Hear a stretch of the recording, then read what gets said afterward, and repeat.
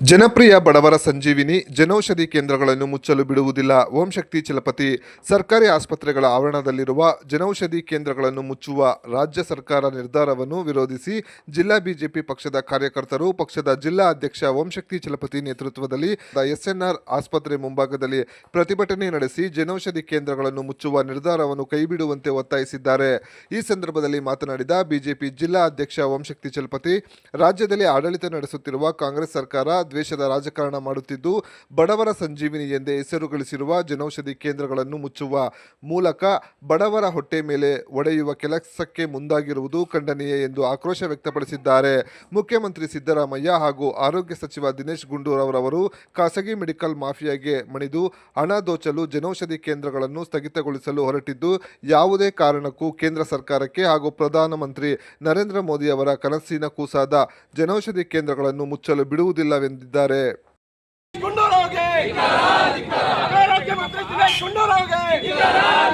Medical mafia ನಡೆಸುತ್ತಿರುವ ಕಾಂಗ್ರೆಸ್ ಸರ್ಕಾರಕ್ಕೆ, ಜನೌಷಧಿ ಕೇಂದ್ರಗಳನ್ನು ರದ್ದು ಮಾಡುತ್ತಿರುವ ಕಾಂಗ್ರೆಸ್ ಸರ್ಕಾರಕ್ಕೆ,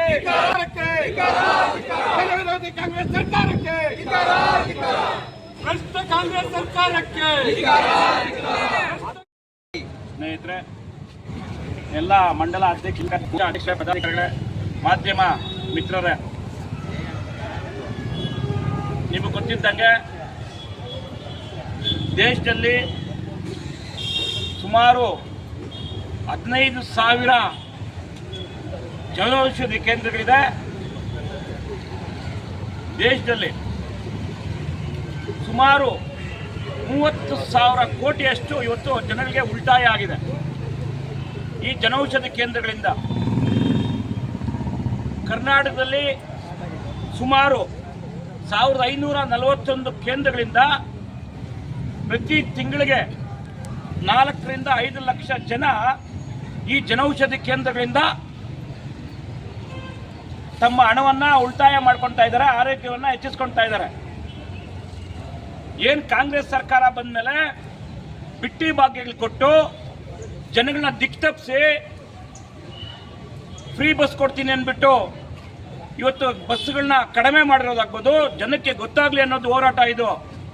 ಒಂದು ಕಣ್ಣಿಗೆ ಬೆಣ್ಣೆ ಒಂದು ಕಣ್ಣಿಗೆ ಸುಣ್ಣ ಲೆಕ್ಕಾಚಾರದಲ್ಲಿ ಫ್ರೀ ಬಸ್ ಅಂತ ಕೊಡ್ತಾರೆ, ಬಸ್ ಸಂಖ್ಯೆನ ಕಮ್ಮಿ ಮಾಡ್ತಾರೆ, ಎಲೆಕ್ಟ್ರಿಕ್ ವೆಹಿಕಲ್ನ ಜಾಸ್ತಿ ಮಾಡ್ತಾರೆ, ಪೆಟ್ರೋಲು ಡೀಸೆಲು ಟ್ಯಾಕ್ಸ್ನ ಜಾಸ್ತಿ ಮಾಡ್ತಾರೆ. ಇವತ್ತು ನಿಮಗೆ ಗೊತ್ತಿದ್ದಂಗೆ ರೈತನ ಪಡೆಯುವಂಥ ಒಂದು ಪಾಣಿ ದರ ಎಷ್ಟಿತ್ತು, ಎಷ್ಟಾಗಿದೆ, ಟ್ರಾನ್ಸ್ಫಾರ್ಮ್ ಯಾವ ರೀತಿ ಕೊಡ್ತಾ ಇದ್ದಾರೆ.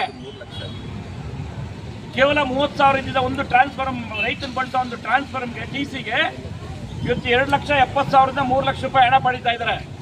ಎಲ್ಲ ಕ್ಷೇತ್ರಗಳಲ್ಲಿ ಇವತ್ತು ಮಾಫಿಯಾ ತುಂಬಿಕೊಂಡು ಇವತ್ತು ಗ್ಯಾರಂಟಿಗಳಿಗೆ ಹಣ ಹೊಂದ್ಸಕ್ಕೆ ಆಗ್ದಿರೇ ಏನು ಬಡ ಜನರ ಮೇಲೆ, ಉಳ್ಳೋರ ಮೇಲೆ ಹೋಗ್ತಾ ಇಲ್ಲ, ಇವರು ಬಡ ಜನರ ಮೇಲೆ ಇವರು ದಬ್ಬಾಳಿಕೆ. ಯಾವ ರೀತಿ ದಬ್ಬಾಳಿಕೆ? ಬೆಲೆ ಏರಿಕೆ ದಬ್ಬಾಳಿಕೆ. ಪ್ರತಿಯೊಂದು ಕ್ಷೇತ್ರದಲ್ಲಿ ಈ ಜನೌಷಧಿ ಕೇಂದ್ರಗಳನ್ನ ತೆರೆದಿರೋದು ಕೇಂದ್ರ ಸರ್ಕಾರ ಬಡ ಜನರಿಗೆ, ರೈತಾಪಿ ವರ್ಗಕ್ಕೆ ಒಳ್ಳೇದಾಗಬೇಕು, ಅವ್ರ ಆರೋಗ್ಯ ಇದಾಗಬೇಕಂತ ನಾನು ನಿಮ್ಗೊಂದು ತೋರ್ಸಕ್ಕೆ ಕೊಡ್ತಾ ಇದ್ದೀನಿ. ಇಲ್ಲಿ ಮಾನ್ಯ ಪತ್ರಕರ್ತ ಮಿತ್ರಗಳಿಗೆ, ಜಿಲ್ಲಾಸ್ಪತ್ರೆಯಲ್ಲಿ ಔಷಧಿ ಕೊರತೆಯಿಂದ ಪ್ರೈವೇಟ್ ಕ್ಲಿನಿಕ್ಗೆ ಬರ್ತಾರಂತ ಸ್ಲಿಪ್ಗಳು ದಿವಸಕ್ಕೆ 1,000 ಇದೆ. ಇವತ್ತು ಈ ಜನೌಷಧಿ ಕೇಂದ್ರದಿಂದ ಬಡ ಕೂಲಿ ಮತ್ತು ರೈತರು ಲಕ್ಷಾಂತರ ರೂಪಾಯಿ ಹಣವನ್ನು ಉಳಿಸಿ ತಮ್ಮ ಆರೋಗ್ಯವನ್ನು ಬೆಳೆಸ್ಕೊಳ್ತಾ ಇದ್ದಾರೆ. ನೋಡಿ, ಗೈಡ್ರೋಮೆಟ್ TP ಇದು 18 ರೂಪಾಯಿ ಜನೌಷಧಿ ಕೇಂದ್ರದಲ್ಲಿ, ಆಚೆ ಹೋದ್ರೆ 120 ರೂಪಾಯಿ. ಇದಕ್ಕೆ ಸಿದ್ದರಾಮಯ್ಯನವರು ಉತ್ತರ ಕೊಡ್ತಾರಾ? ಇಲ್ಲಿ ಸಿಗುತ್ತಾ ಇದು? ಒಂದು ಸ್ಟೋರ್ ವಾಸ್ ಅಂತ 9 ರೂಪಾಯಿ, ಕೇವಲ 9 ರೂಪಾಯಿ, 85 ರೂಪಾಯಿ ಔಟ್ಸೈಡ್. ಈ ಥರ ಹೋದ್ರೆ ಸಾಕಷ್ಟಿದೆ, ನಿಮ್ಗೆ ಮಾಹಿತಿಗಳು ಕೊಡ್ತೀನಿ. ಏನು ಇವತ್ತು ಅದನ್ನು ಎಲ್ಲಿ ಸ್ಟಾಪ್ ಮಾಡ್ತಾ ಇದ್ದಾರೆ ಇವರು? ಜಿಲ್ಲಾ ಕೇಂದ್ರಗಳಲ್ಲಿರುವಂಥ, ಜಿಲ್ಲಾಸ್ಪತ್ರೆಗಳಿರುವಂಥವ್ರನ್ನ ಮೋದಿಯವರು ಜನಪರ ಮಾಡಿರುವಂಥ ಒಂದು ಜನೌಷಧಿ ಕೇಂದ್ರಗಳನ್ನ ಉದ್ದೇಶಪೂರ್ವಕವಾಗಿ ಮೆಡಿಕಲ್ ಮಾಫಿಯಾ ಒತ್ತಡದಿಂದ 1,000 ಕೋಟಿ ಲಂಚ ಪಡೆಯೋಕ್ಕೆ ಈ ಒಂದು ಜನೌಷಧಿ ಕೇಂದ್ರಗಳನ್ನ ದಿನೇಶ್ ಗುಂಡೂರಾವ್, ಡಿ ಕೆ ಶಿವಕುಮಾರ್, ಸಿದ್ದರಾಮಯ್ಯನವರ ಸರ್ಕಾರ ಇವತ್ತು ಇದನ್ನ ಏನ್ ಮುಚ್ಚಕ್ ಕೊಟ್ಟಿದೆ. ಇದು ಹೇಯ ಕೃತ್ಯ. ನೇರವಾಗಿ ನೀವು ಜನಗಳ ಪ್ರಾಣಗಳ ಮೇಲೆ ಆಟ ಆಡ್ತಾ ಇದ್ದೀರಿ. ನಿಮಗೆ ಸ್ವಲ್ಪ ಆದ್ರೂ ಬಡವರ ಮೇಲೆ, ರೈತರ ಮೇಲೆ, ಕಾರ್ಮಿಕ ವರ್ಗದ ಮೇಲೆ ಪ್ರೀತಿ, ಕರುಣೆ ಅಂತಿದ್ರೆ ಈ ಕೆಲಸನ ತಕ್ಷಣ ನೀವು ನಿಲ್ಲಿಸಬೇಕು. ಇಲ್ಲವಾದರೆ ಉಗ್ರವಾದ ಹೋರಾಟ. ಯಾಕಂದ್ರೆ ನೀವು ಯಾವುದೇ ಹೋರಾಟಕ್ಕೆ ಕೇರೆ ಅನ್ನಲ್ಲ. ಇವತ್ತು ಎಲ್ಲ ರೀತಿ ಹೋರಾಟ ಮಾಡಿದ್ರೇನು ನೀವು ತಲೆಗೆ ಹಾಕೊಂತ ಇಲ್ಲ. ನಿಮ್ಮದೇ ಆದಂತ ಮೋಜು ಮಸ್ತಿಗೆ ಹೋಗ್ತೀರಿ. ಕೇಂದ್ರ ಸರ್ಕಾರದ ನರೇಂದ್ರ ಮೋದಿ ಅವರ ನೇತೃತ್ವದವರು ಅಭಿವೃದ್ಧಿ ಪರವಾಗಿ ಸಭೆಗಳು ತಗೊಂಡ್ರೆ ರಾಷ್ಟ್ರೀಯ ಭಾರತದಲ್ಲಿ ಎಲ್ಲ ವಿರೋಧ ಪಕ್ಷದ, ಕಮ್ಯುನಿಸ್ಟ್ ಪಕ್ಷದ ಮುಖ್ಯಮಂತ್ರಿಗಳು ಹೋಗ್ತಾರೆ. ಇವ್ರು ಯಾವುದೋ ಒಂದು ಬೀಗರೂಟಕ್ಕೆ ಹೆಲಿಕಾಪ್ಟರ್ ಹೋಗ್ತಾರೆ. ನಿಮ್ಗೆ ರಾಜ್ಯದ ಜನದವ್ರ ಬಗ್ಗೆ ಎಷ್ಟು ಕಾಳಜಿ ಅಂತ ನಿಮ್ಗೆ ಗೊತ್ತಾಗ್ತದೆ.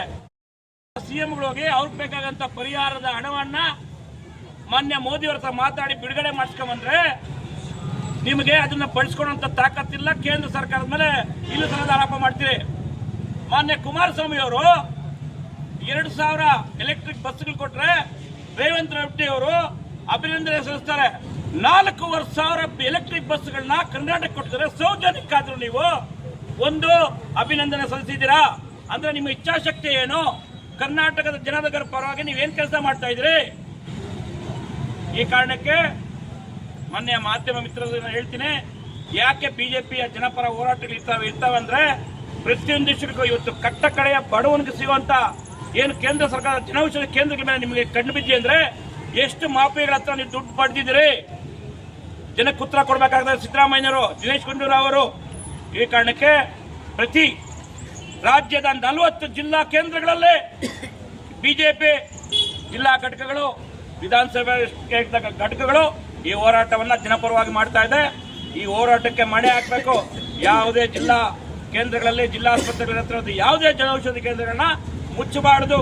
ಇದು ಬಡವರಿಗಾಗಿ, ಬಡವರಿಗೋಸ್ಕರ ಮಾಡಿರುವಂತ ಕಾರ್ಯಕ್ರಮ ಔಷಧಿ ಕೇಂದ್ರ. ಇವತ್ತು ನಿಮ್ಗೆ ವರದಿ ಸಮೇತ ಕೊಡ್ತಾ ಇದ್ದೀನಿ ಎಷ್ಟು ಉಳಿತಾಯ ಆಗ್ತದೆ ಬಡವರಿಗೆ ಅಂತ. ಆ ಕಾರಣಕ್ಕೆ ಈ ಹೋರಾಟ ಮಾಡ್ತಾ ಇದ್ದೀವಿ. ಈ ಹೋರಾಟದಲ್ಲಿ ಭಾಗವಹಿಸಿದ ಎಲ್ಲ ನನ್ನ ಅಣ್ಣ ತಮ್ಮಂದರಿಗೆ ನನ್ನ ಒಂದ್ಸೆ 2 ಮಾತುಕ್ಕೆ ವಿರಾಮ ಹೇಳ್ತೀನಿ. ಜೈ ಜಗನ್ನಾಥ.